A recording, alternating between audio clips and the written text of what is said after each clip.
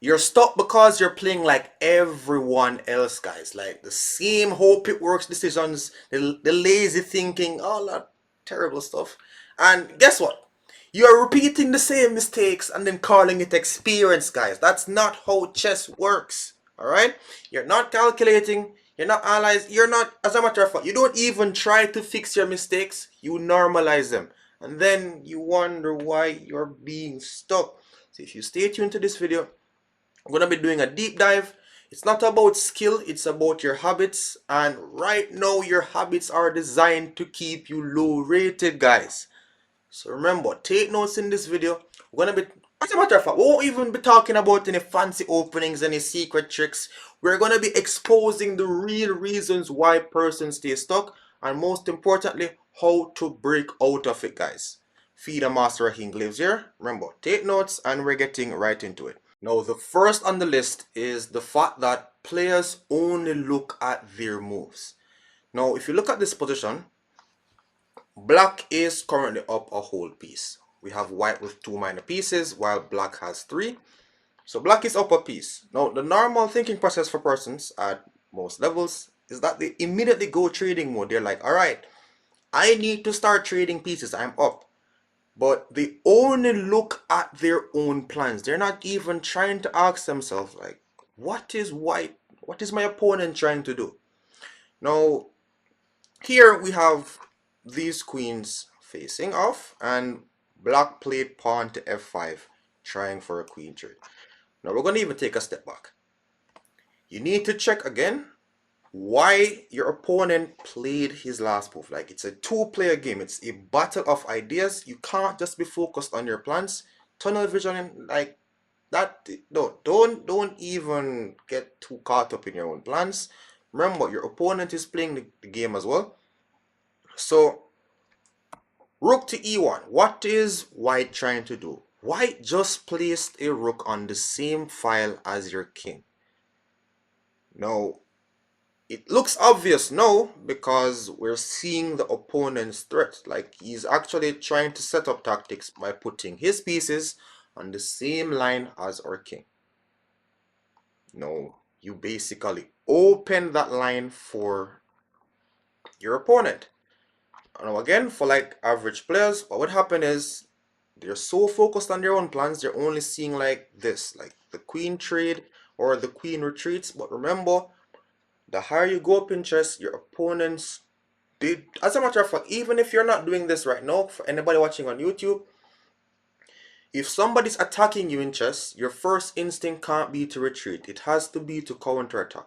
Now, a counterattack is basically you doing like a strike back at your opponent, which if they attack like your queen, you need to attack a piece of the same value or greater. So that's basically a counterattack. So in other words, if somebody's attacking like your knight, you need to try to counterattack your opponent's rook, their queen, their king, something of the same value or greater.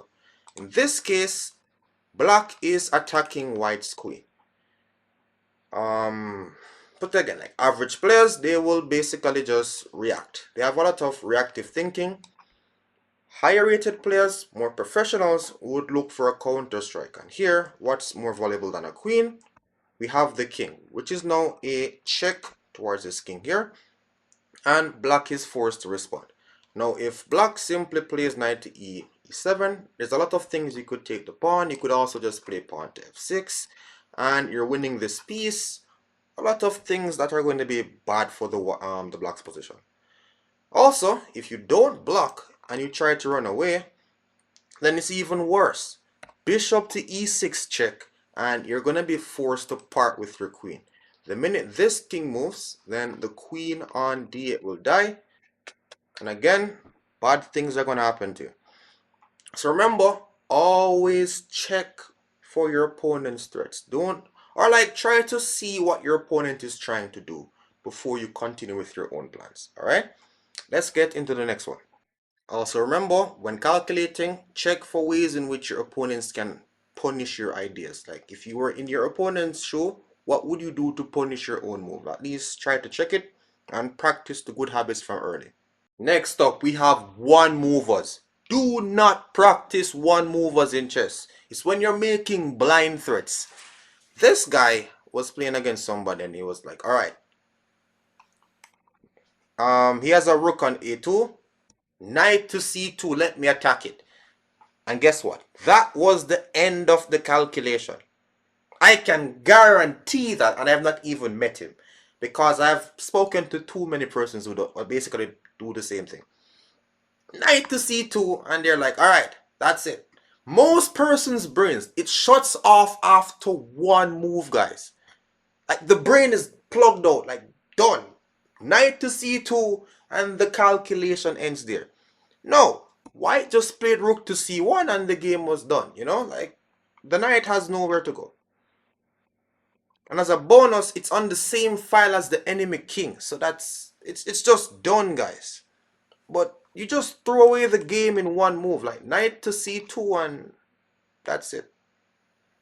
You didn't give yourself a chance to like plan nothing. You just blunder the piece. But these can be stopped. Like, this can 100% be stopped if you just practice to look a little further. Now, you want to predict. The more control you have over like your games, like in chess, the better. So your opponents have to play something, guys. So whenever you're making a move, try to predict what the response could actually be. Don't just blindly play something. Alright? The higher you go up the ladder, the better your predictions will become. But practice it. Something you need to keep in your back pocket. So let's get into the next one. As a matter of fact, just to make sure that we're on the same page, let me pull up a second one. What would you play in this position as white? Black just attacked your queen. And there is a free cookie on b7.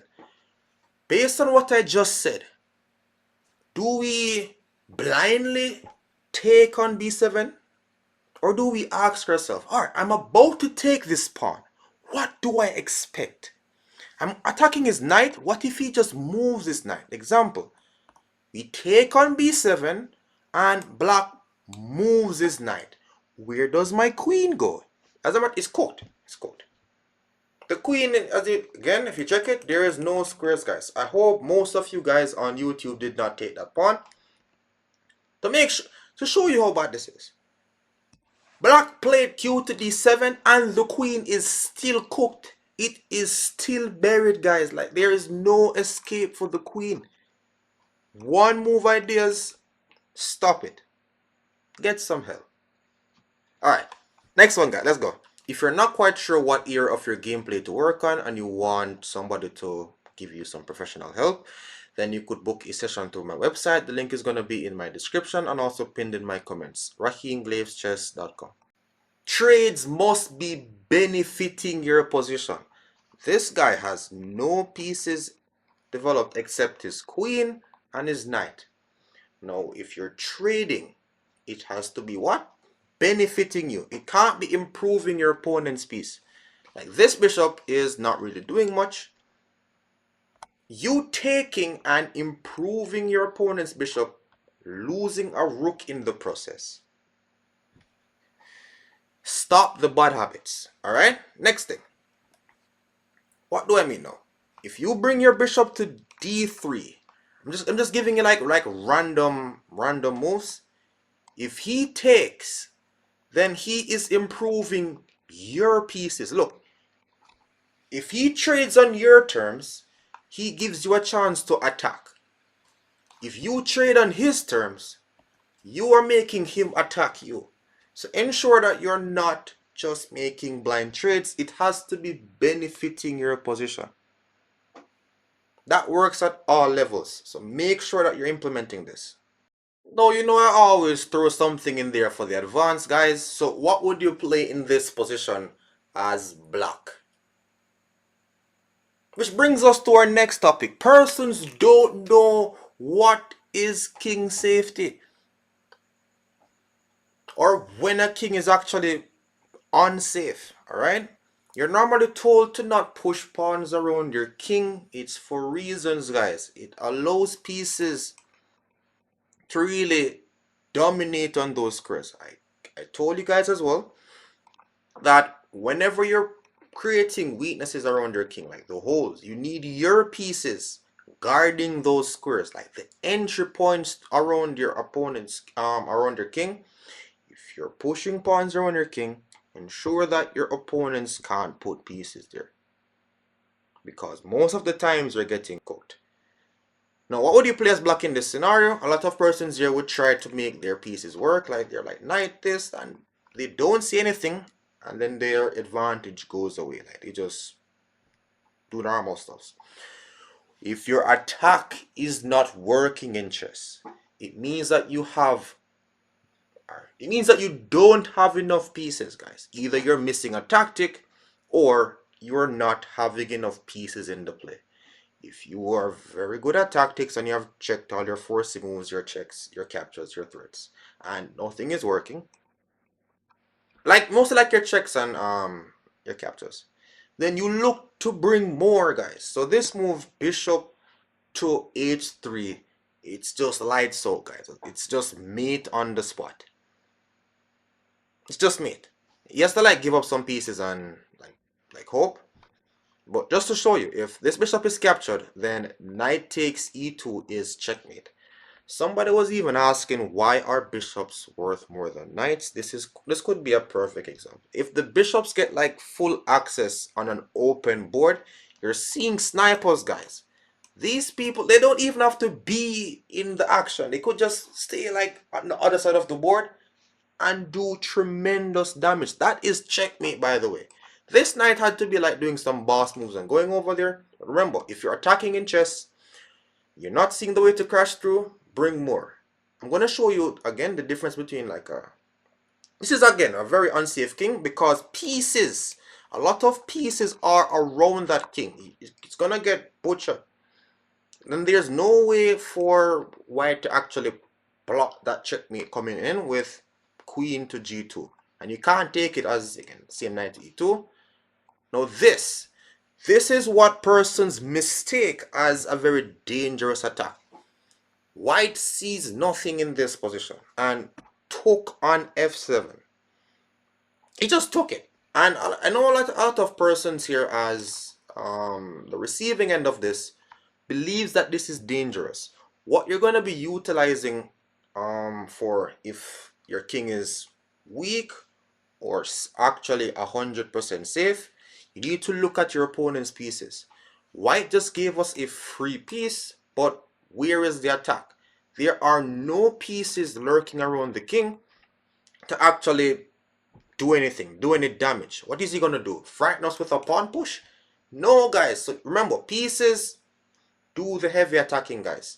Ensure that if you're playing for king safety, you have pieces guarding the king. Watch out for the entry points. Now, the biggest thing that you guys need to take away is the fact that you need to stop playing for tricks. A lot of persons don't treat chess like a two-player game. They don't check for what their opponent is threatening before they move. And yeah, a lot of one-move errors happen. So like, your opponent here played bishop to e7 and checkmate happened. And then you get some dopamine off this, and then you try to do this in the next match.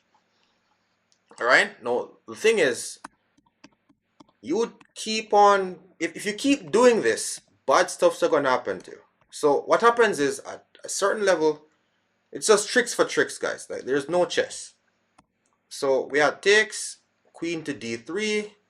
White isn't doing any opening principle. Black doesn't care about his development, and he tries the same thing.